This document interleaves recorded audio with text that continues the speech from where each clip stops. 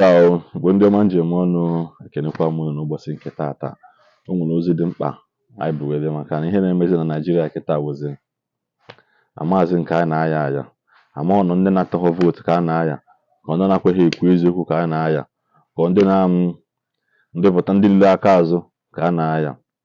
Nyetago ụdị ndị nwetara isi n'ala Igbo anyị kwesịghị ikwu okwu, a na-akụ ekwu okwu n'ihe anụnwa na-eme. Nyetago mana o nwere ihe m chọrọ ikwu.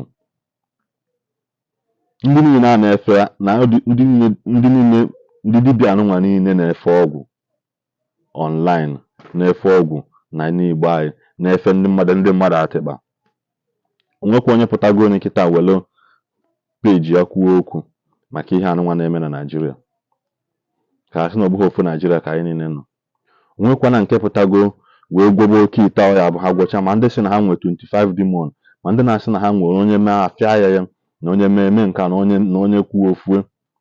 Onwekwa nke pụtago mewe ọgwụ ha kpọkuwe alụsị niile ha na-efe, kewe nyawo ụdọ kesiwi ya ike, kewe ha kechie ndị Inec anya. Onwekwa onye pụtago unu kwuo okwu na ya. Ndị alụlụ a na ndị obi ọjọọ. Sọsọ Reverend Fada anụnwụ na afụ vidiyo ya pụtago wee kwuo okwu maka elekshọn a na ihe na-eme na Naịjirịa. Naanị Igbo anyị pụtago kwuo okwu maka ya. Mana ndị dibịa ọzọ onye eme ha anụ na-asị ụka, ụfọdụ ekwunite okwu asị ụka mee ha nke ụka mee ha mee nke a. Mana etele ogbe etele ose, ụka bụ the final solution. Ụka bụ the final. Hapụkwa ihe apụtasị gị ụka mee nka ụka na anyị mana ndị ezigbo ya nọ ụfọdụ, mana emele na-eme na ana ọ Jizọs bụ the ultimate. Maka na ndị odeakwụkwọ bụ ndị pres, ndị odeakwụkwọ bụ ndị pres kwucha, ndị ọzọ na-esote ya bụ ndị ụka. Maka na bifo efe ụka etinye ọnụ n'ihe na-eme n'obodo, ha fuo na ya bụ ihe abụghị ihe alụ na-ekwesịghị ka ọkwụrụ. Mana ọ na-aga agbagwoju m anya na ụfọdụ ndị pụtazi ya, ndị dibịa anyị nwere niile, ndị ọka ite ma ndị Igbo bụ ma ndị na-ekechi kere afịa, ma ndị na-ekechi love portion enye mmadụ ibe ha. Ha ya apụtakwu okwu maka mana nenenu vidiyo ebe Reverend Fada anụnwa kwuru okwu, dọkwa Inec aka na ntị, chie ha wọnụ, ngwa ha ihe mmụọ nsọ Chukwu si ke ozi ha. Nenenu ya kwụ n'ofu apụtazi ya ngwa ndị dibịa na ndị alụlụ a na kwuchide m n'obi tata. Now listen very well. Listen very well. This is urgent. Very, very urgent. Inec chairman, listen to me. And all the Inec staff, listen to me very well now. This message is from God. If you are a staff with Inec or any of the Inec state commissioners, listen very attentively. If you are a state governor, listen to me. Now, all the governors' wives, all the governors' children, listen attentively. Everybody share this message so that it will get to them. If your father is a state governor, if you see this message, forward it to your father immediately on WhatsApp. If your father is the INEC chairman, if your father is an INEC commissioner, forward this video immediately to him. If your father is an INEC staff, forward this message immediately to him. Before they rig this 2023 presidential election in Nigeria, they should hear this. Before they do any manipulation, before they publish or announce a false or fake result, they should listen to this. Once you get across this video, share it so that it will get to them. This is what I heard from God. And be it far from me to say, thus says the Lord, when God did not say anything. May I be cursed forever in my life if I say, thus says the Lord, when God did not say anything. Once you come across this video, just share it immediately so that it will get to them. I cannot speak the mind of God when God did not say anything. Be it far from me. Let it be a curse upon my head if I say, thus says the Lord, when God did not say anything. God spoke to me and I wrote it down this afternoon. The Spirit of God said, write it down. Nigeria's 2023 election is my project. I have heard the cry of my people.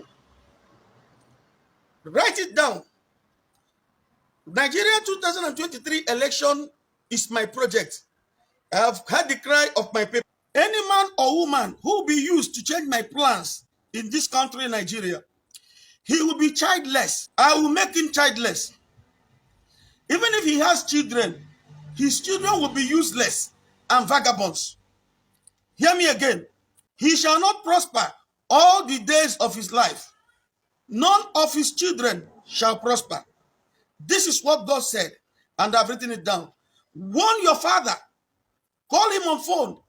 If your father is a governor in this country, if your father is Inec chairman, if your father is a local government chairman, if your father is an Inec commissioner, if your father or mother is a staff with Inec, tell your father that you don't want to be useless all the days of your life. If your husband is one of them, send him a message immediately. This is an urgent message. Tell him that you don't want your children to be vagabonds. They must do the right thing. Enough of this manipulation. They must allow the will of God prevail in Nigeria, or they'll be ready for the consequences. Whether that man is a governor, whether that man is a local government chairman, INEC officers, whomsoever they are, once they play with the mind of God and the will of God for his people in Nigeria, this time around, they will not go free. Send this message to them. Share this video so that it will get to them. They need to be very careful. We want to hear the results as soon as possible. The real results, not the forged results. If you are an INEC officer, if you are the INEC chairman, if you are a state governor in this country, you can go ahead to consult your native doctor. You are Baba, you are Babalawo, you are whomsoever, the chief priest in the kingdom of darkness where you belong. I don't care. But tell them to get ready to fight with God Almighty. Tell them to get ready to challenge God Almighty. Because the children of God here in Nigeria, we have suffered a lot.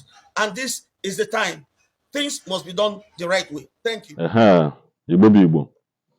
Asị m na mpụta na mma ekwu ka o sidere m. Uche onye adịghị ya njọ.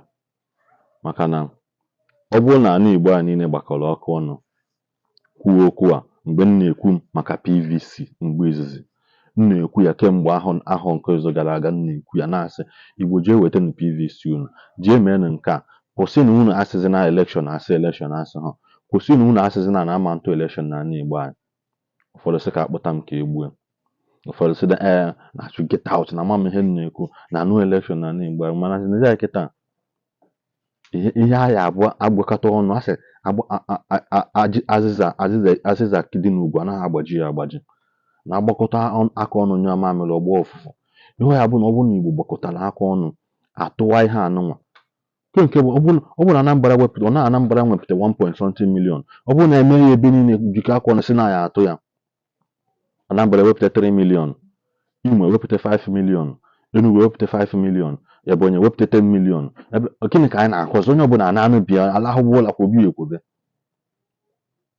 onye ukwu ma onye nta wepụta, Igbo apụta na igwe, mana nke onye pụtazi udo na nonchalant attitude, ọ ya abụ onye pụta unu nwa na-agwọ anyị efe esi unu n'ọgba bọọdụ nke anyị efe esi unu akwefu ndị dibịa anụnwa ndị ọjọọ ndị alụlụ ana unu sọsọ ihu unu dị afta gị nata ụmụ o jigwa na ihe unu niile bụ fake, unu niile bụ fake, ma ndị si na ha nwere private jet, ma ndị si na alụsị ha na-apụ apụ gbara aka nata, ma ndị na-azị na ha na-agwọ oke ite agwọ Igbo na-agwọ arụ agba aka agwọ nke agwọ ntam. Unu anaghị agwọ nke ọya unu gwochi unu kpuchi Inec anya akpọ ihe a na-ekwesịghị ịkpọ ka ọgwụ ka ha kwụ ka ha ka ha akwụ na-agwọ. Ebe unu si unu na-aha eji ụka anyị nwa na-ekpelu Chukwu na-ayọ Chukwu na-asị Chukwu ka o metụta ihe niile na-eme, ka o mee ndị Inec metụta ha aka n'obi, maka na Chukwu hapụ ha, Chukwu na-emeghara ha anya, o ji ewere ha abalị ịtọ kịta akpọchabeghị rizọt. O Chukwu ka chi ha na-ekpuchi ha, na-etiri ha confusion, na-etiri ha ọgba aghara. Maka na anụ m na nwoke ma ndị niile ọ kwụrụ ụgwọ si na ego nya ha pere mpe, ebido kpawakwa ya ka nkata, ọ kwekwara ha ụgwọ ọzọ. Emegide ha megide ha sị na ha ma nnazi ego na ha ya akpọ ka o si wee dị. Nwanne anyị nwoke alịgolo ebe ahụ. Mana shame on you people, ndị ajọ ndị dibịa anụnwa juu na ana Igbo anyị, na ma ndị na-asị na shrine ha gbara ọkụ, ma ndị na-esi ike for help. Ọ igbe isi ike help shrine gbara ọkụ ka unu pụtara ebe mee online. Mana unu isi ike ọkwa help si ndị Igbo anyị jee nweta PVC unu epụtabeghị were platform unu sị ndị Igbo ka anyị mee nke a for at least for the first time ka ọ dị mma. Onye mepe ụlọ na-eme ka o si dị ya mma. Akwa Naijiria ka anyị niile nọ, ihe na-emegbu onye ọbụla pụta ewere ego bi unu si ka unu gwọọrọ ya oke ite, maka nya bụ ihe ada alụ ọrụ, ọ da alụ ọrụ. Ma ndị na-agwụ Igbo bụ onweghị nke na-alụ, ihe unu na-eme bụ majik. magic nwee expiring date nwee repercussion maka na ọgwụ na-ana nwa mgbe ebido nawa ndị mmadụ nwa n'ala Igbo anyị ụmụazị na-anwụ na the age of 25 23 19 16 onweghị ya ajụ ihe mere ọ bụrụ ihe unu niile konukọta Chukwu na ya emere unu niile ebere ndị alụlụ ala